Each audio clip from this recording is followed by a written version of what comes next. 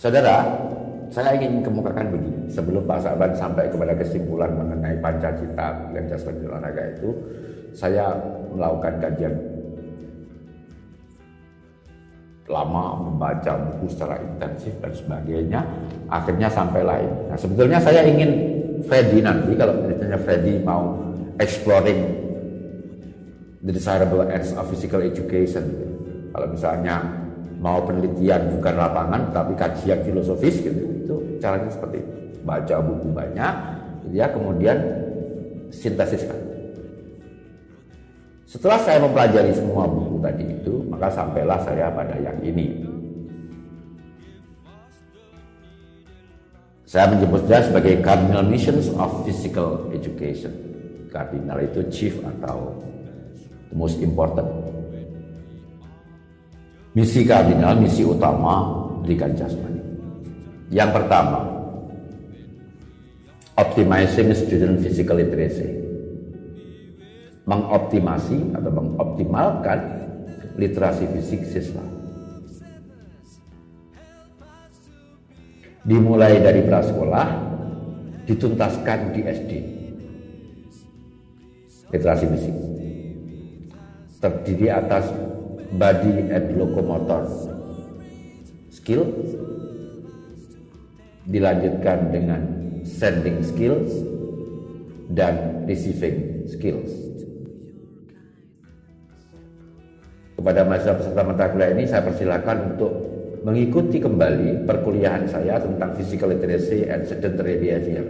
Ada di YouTube, ya, silakan. Nanti saya berikan lengkap, saya sudah baca bukunya, bacakan secara lengkap bukunya, ya. Mengapa ini penting? Mengapa ini penting? Sudah saya jelaskan.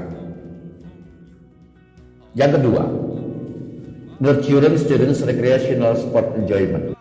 Memupuk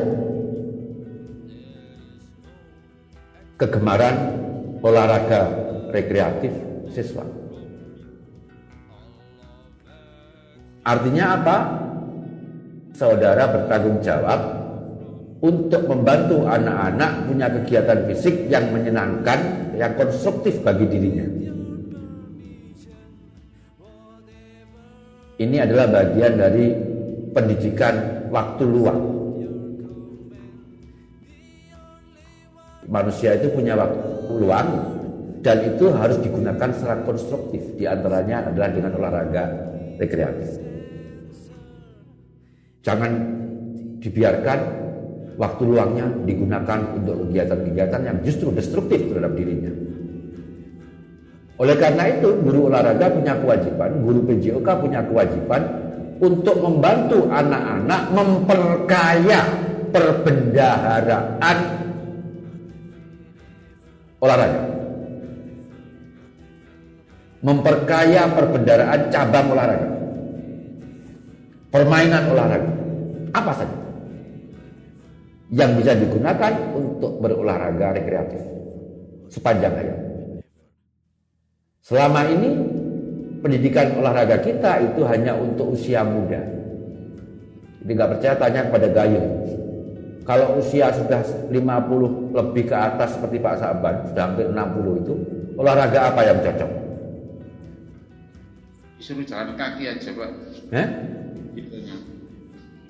Jalan kaki. Nah itu nggak usah kuliah, nggak usah PJOK, ya sudah tahu. Coba yang kamu sumbang dari ilmumu apa? Saya kan tanyanya kepada sarjana PJKR. Masa jawabannya sama dengan orang yang nggak kuliah PJKR? Iya, kalau dari sisi saya semua cabur masih bisa untuk dilakukan. Cuma intensitasnya mungkin lebih dikurangi, Pak. Jadi low impact gitu. Memang kamu bisa jamin orang kalau misalnya sedang main bulu tangkis kemudian berhenti ketika kurang 1 poin itu. Itu enggak yang kompetitif itu enggak boleh lagi. Kesimpulannya sederhana, Gayo. Kesimpulannya bahwa selama kuliah dulu kamu enggak diajari itu, ya. Ya kan? Artinya ilmu kita ternyata belum sampai ke situ. Ilmu kita itu ngurusi orang muda saja ternyata. balita nggak diurusi, prasekolah nggak diurusi, ya katanya Roma tadi. Terus kemudian di atas 40 juga nggak diurusi. Cabur yang kamu ajarkan itu kan hanya cabur untuk orang muda semua. Kalau misalnya kamu jawab ABCD Pak Sahabat, saya tanya hasil penelitiannya mana? Buku ilmiahnya mana? Nggak bisa lagi. Ya itu ya sama dengan pendapat orang biasa juga gitu. Maka kita perlu memperkaya itu dan melakukan penelitian. Ini adalah kita bisa membuat sebuah peta namanya lifelong sport activities atau lifelong recreational sport activities. Kita bisa membuat balita apa ya, prasekolah apa, SD apa, SMP apa, yang boleh, yang cocok untuk physical maturity-nya, cocok untuk physical condition-nya, yang cocok untuk kondisi fisiknya. Banyak loh sudah selesai kecelakaan, accident gara-gara tidak ngerti prinsip-prinsip olahraga yang cocok untuk dirinya. Saudara harus kreatif mengembangkan bermacam-macam olahraga hiburan, olahraga rekreasi untuk masyarakat. Supaya apa? Supaya bisa dipilih. Makin banyak pilihan makin baik. Karena manusia itu suka bosan. Itu yang perlu diperhatikan. Manusia itu suka bosan, ya, sering bosan, gampang bosan. Yang ketiga itu adalah scouting students high performance sport talents. Pembibitan, pemanduan bakat, perhatikan kalau di sini itu minat bakat olahraga high performance. Jadi ini olahraga elit, olahraga prestasi. Ini fungsi ketiga, misi ketiga dari PEJAS. Kalau ada anak yang berbakat harus dipandu, harus dikembangkan. Hanya untuk yang ini yang bakat. Kalau tadi minat semuanya kalau yang tadi. Oke, yang ketiga itu adalah promoting student awareness of the lifelong sporting. Mengembangkan kesadaran siswa tentang olahraga sepanjang hayat. Nah, untuk bisa melakukan itu harus punya pilihan. Nah, repotnya itu kan mau olahraga apa ya nggak cocok semuanya. Nah, itu repot kan? Akhirnya tidak bisa melakukan lifelong sporting. Ini olahraga sepanjang hayat. Nah, yang terakhir adalah developing students' noble character through sport activities. Mengembangkan watak mulia siswa melalui kegiatan olahraga. Supaya saudara lebih mudah memahaminya, ini bahasa Indonesianya ya. Gitu. Diperhatikan semuanya. Pancasila Pendidikan Jasmani dan Olahraga ini berdasarkan hasil kajian yang sangat dalam buku-buku yang sudah ada. Yang pertama, optimasi literasi fisik siswa. Yang kedua, pembukuan minat olahraga rekreasi siswa. Perhatikan, kalau rekreasi itu minat ya, kegemaran untuk semua orang. Pembukuan minat olahraga rekreasi. Yang ketiga, pemanduan bakat olahraga prestasi. Perhatikan di sini prestasi harus bakat.